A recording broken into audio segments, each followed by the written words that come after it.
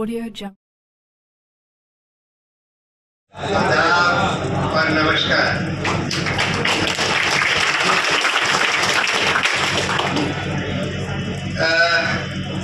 मैंने बहुत आप लोगों की बातें सुनी। एक बात बिल्कुल साफ है कि आज उत्तर प्रदेश में बुनकरों की स्थिति बहुत खराब है, इसमें कोई दो राय हो नहीं सकती। अब सवाल ये है कि उसको कैसे सुधारा जाए। कई तरह के सजेशंस आए हैं।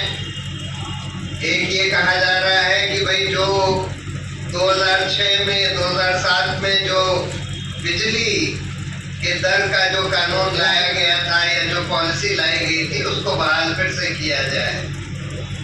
ये बात जायज लगती है, लेकिन देखिए पहले हमको ये समझना पड़ेगा कि बुनकरों की प्रॉब्लम क्यों इतनी बढ़ गई।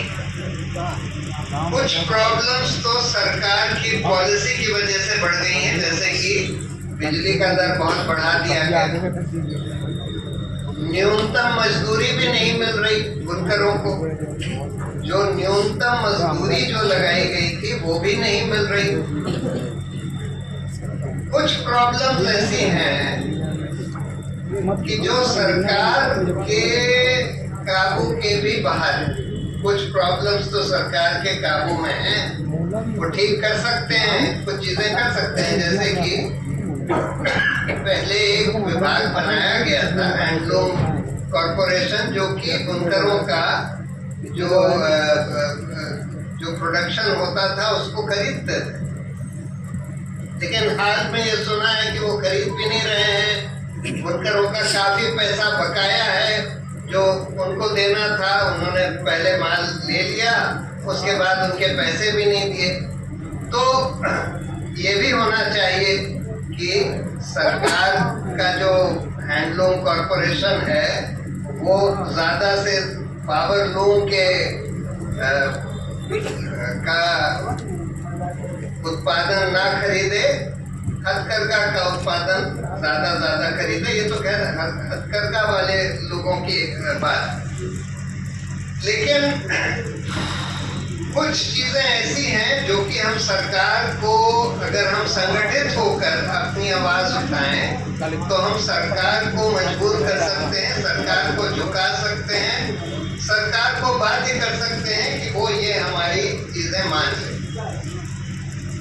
आज जो सरकार है, मौजूदा सरकार, ये सबसे असंवेदनशील सरकार है, चाहे योगी की यहाँ हो चाहे मोदी की वहाँ हो।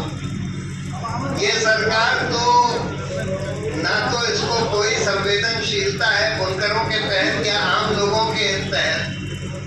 ये तो इस देश को बांटना चाहती है, हिंदू मुस्लिम, हिंदू ईसाई, इस आधार पर, धर्म के आधार पर बांटने की कोशिश कर रही है।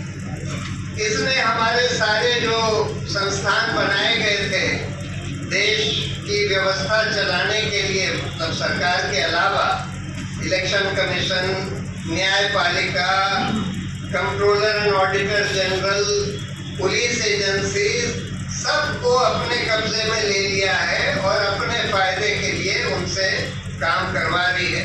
ह्यूमन राइट्स कमीशन वगैरह लोगों के मौलिक अधिकारों की कोई परवाह नहीं करती, उसको कुचला जा रहा है। मुझे पता लगा कि आज आप लोगों ने ये सभा भी बड़ी मुश्किल से कर पाए हैं। यहाँ पर कोई बड़ी सभा करने का अनुमति ही नहीं दी जाती, और खासकर अगर उस संगठन में मुसलमान लोग हों तो बिल्कुल ही अनुमति नहीं दी जाती। इस तरह के हालात बना दिए गए हैं। और ये तो हमारे सारे मौलिक अधिकारों का, जो लोग सरकार के खिलाफ बोलते हैं उनको जेल में डाल दिया जाता है। मुसलमानों को खासकर दुय्यम दर्जे का नागरिक बनाने की कोशिश करी जा रही है। सड़कों पर गुंडागर्दी, मारपीट का माहौल, हर तरह से देश के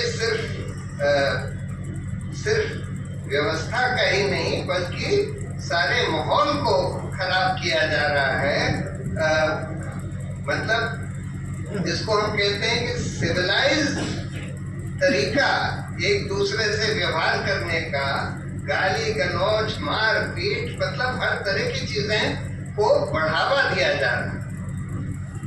तो कुछ चीजें तो ऐसी हैं कि अगर एक ज्यादा संवेदनशील सरकार आ जाए, आप लोग ये मानते हैं, मैं भी ये मानता हूँ कि कांग्रेस की या समाजवादी पार्टी की जब सरकार थी वो ज्यादा इस भाजपा सरकार से ज्यादा संवेदनशील सरकार। कुछ चीजें अगर ज्यादा संवेदनशील सरकार आ जाए तो ज्यादा समझदार भी हो। इस सरकार में तो एक प्रॉब्लम ये भी है कि ये लोग अर्थव्यवस्था समझते ही नहीं, ना समझना चाहते हैं। इनका तो सारा काम यही होता है कि भाई दिखावा कर लो। इन्होंने ये डिमोनेटाइजेशन, हिंदी में क्या कहते हैं, डिमोनेटाइजेशन, नोटबंदी जो करी बगैर सोचे समझे कि इससे क्या फायदा होगा, क्या नुकसान होगा, बस दिखावा करना था कि भाई हम नोटबंदी इसलिए कर रहे हैं जिससे काला धन खत्म हो जाए। कोई काला धन नहीं खत्म हुआ, सिर्फ आम आदमी गरीबों को बहुत बहुत बहुत परेशानी हुई, नुकसान हुआ। छोटे छोटे